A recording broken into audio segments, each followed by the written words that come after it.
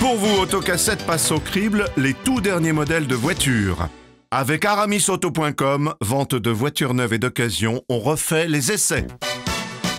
Merci de nous rejoindre sur Autocassette pour On refait les essais avec la fine fleur du volant qui s'est intéressée à la nouvelle Ford Focus. Nous sommes avec Stanislas Laroumet, bonjour. Bonjour. Automoto. Pierre de Villeneuve, bienvenue Pierre. Merci, bonjour Jean-François. C'est une grande première. Pierre de Villeneuve, Europe 1 bien entendu. Mélina Priam, bonjour. Bonjour Jean-François. L'Autojournal. Jean-Christophe Lefebvre, bonjour Jean-Christophe. Bonjour. Flottes Automobiles. Et Jean-Michel Normand, bonjour Jean-Michel. Bonjour. C'est à vous l'honneur de commencer pour cette Ford Focus, 4e génération je crois, sur une nouvelle plateforme et avec un enjeu énorme pour Ford Europe, c'est ça? Ouais, Ford Europe a lancé cette voiture dans un enthousiasme très relatif parce que la maison mère est en train de complètement lâcher les berlines au plan mondial presque, puisque Ford a annoncé qu'il ne ferait plus de berlines dans les années qui viennent et qu'il ne ferait que des SUV aux États-Unis. Et sur l'Europe, ils sont un petit peu sur la même trajectoire. Donc Ford Europe a eu un petit peu de mal à convaincre la maison mère de lancer cette voiture.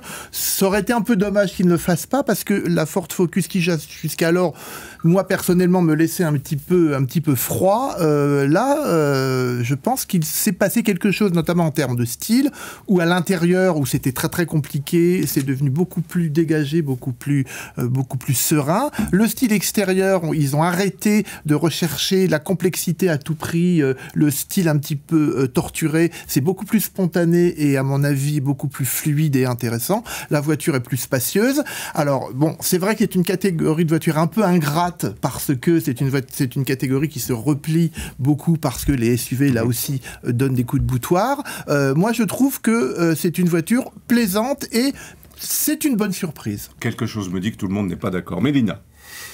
Non, je suis d'accord avec Jean-Michel sur le fait que c'est une voiture plaisante à conduire. Moi je la trouve moins plaisante à regarder. Je suis d'accord avec toi. Je la trouve un peu triste, un peu fade, c'est consensuel. Alors c'est vrai qu'il y a une chose qui est très bien, c'est qu'à l'intérieur ils ont un peu fait le ménage, c'est moins compliqué, donc les commandes c'est plus... Il y a moins de boutons. On trouve mieux ses marques, il y a moins de boutons, voilà, l'ergonomie gagne, mais extérieurement je trouve qu'il y a... Voilà, elle n'a jamais été très rigolote, si. Non, elle n'a jamais été très rigolote, mais c'est un segment qui est très très concurrentiel. Et c'est vrai que elle sort pas vraiment du lot.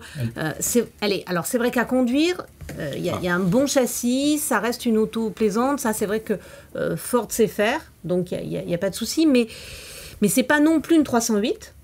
Voilà, à conduire, je trouve qu'une 308 c'est beaucoup plus sympa. Elle n'a pas la rigueur, la finition d'une Golf, donc il y a rien qui la démarque réellement. Jean-Christophe? Oui, non mais ils ont voulu la normaliser, la standardiser. Or, précédemment, c'est vrai qu'elle était plutôt, on la remarquait pour ce qui était du design à l'extérieur. Elle a fait des rallyes, cette voiture. Oui, elle a une belle image. Belle image. Et là, en voulant se normaliser, finalement, elle perd de son caractère. Je ne parle pas de la conduite que je ne l'ai malheureusement pas essayée, mais bon, je ne doute pas qu'elle soit excellente. Et du coup, en se normalisant, elle fait ce qu'il ne faudrait pas faire. C'est-à-dire qu'aujourd'hui, la Golf, qui est en référence sur la 308, ont des SUV qui viennent en concurrence au sein des marques, qui permettent réellement de se dire, tiens, elle est différente. Là, moi, je la trouve pas si différente. Il y a une forme de classicisme un petit peu à la Golf qui, justement, l'a fait sortir du lot. Parce que les voitures de cette catégorie, on rajoute un peu trop sur le style, sur les chromes. Et là, cette fois-ci, c'est beaucoup plus calme, c'est beaucoup plus classique, c'est vrai. Mais vous savez, les gens qui achètent les voitures de cette catégorie-là sont des gens qui aiment les voitures relativement classiques. Je pense que ça colle bien et cette voiture, moi, me plaît. Elle est classique, mais moi, je suis pas d'accord. Elle n'est pas ennuyeuse, cette voiture. Elle a un dessin qui est propre à elle, avec cette calandre dont on a dit au début, d'ailleurs, chez Ford, est-ce qu'ils n'ont pas un petit peu chouré la calandre d'Aston Martin sur les premières... Voilà, il fait une espèce de tête. Bah si, ça a été le débat. Non, mais ça a été le débat, je l'invente pas, je ne l'ai pas sorti. Cela dit, voilà, moi, je trouve qu'elle est quand même beaucoup plus jolie que celle d'avant. C'est une voiture très très plaisante à conduire, je suis d'accord. Moi, je l'ai essayé avec le moteur TDCi en boîte de vitesse automatique 8 rapports.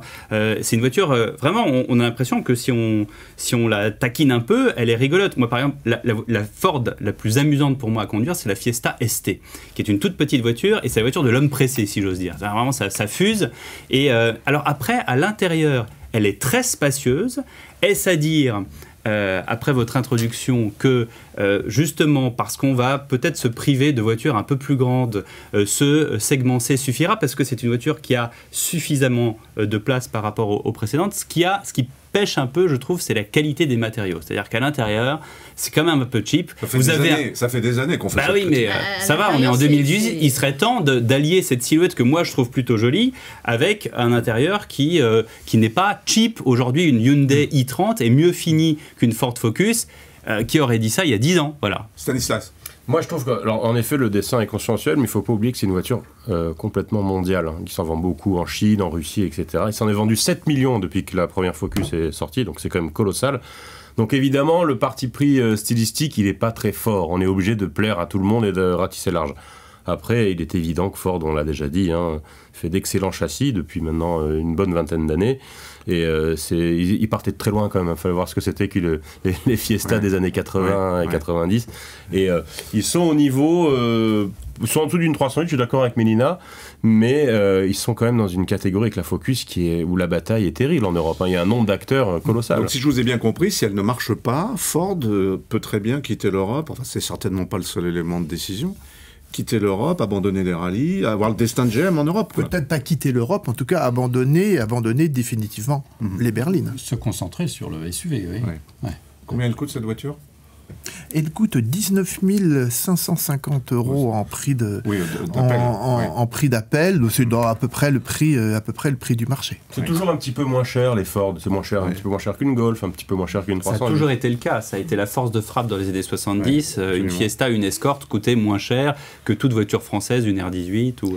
Et puis elles sont bien équipées généralement. Et là, Ford met l'accent aussi sur les technologies, sur les aides à la conduite. Certaines sont en option, mais en plus, ils prennent soin quand même de ne pas faire des tarifs d'options trop élevés. Puis vous verrez, la boîte automatique, c'est un fourneau, comme chez Jaguar Land Rover. De plus en plus. Bon, alors, est-ce qu'on peut arrêter ce genre de... c'est pas très pratique. C'est pas très rock'n'roll. Oui, Jean-Christophe. Il faut ajouter quand même que c'est une voiture vendue en flotte en entreprise, en société, au niveau de l'Hexagone, mais au niveau de l'Europe, qui est à la 6e ou à la 5e place. C'est pas négligeable. Et Ford a une position à défendre dans ce domaine, parce que derrière, il y a Peugeot, il y a Renault qui... Et aux forces de l'ordre, il y a la voiture des flics. Alors, oui, non, mais elle est vendue... Oui, donc ils vont peut-être réfléchir un peu avant d'éventuellement ralentir sur l'Europe. Bien, on verra donc quel sera le destin de cette Ford Focus et de la maison mère aussi, va-t-elle ou non quitter l'Europe. Merci, madame, merci, messieurs. Pour vous, Autocassette passe au crible les tout derniers modèles de voitures. Avec aramisauto.com, vente de voitures neuves et d'occasion, on refait les essais.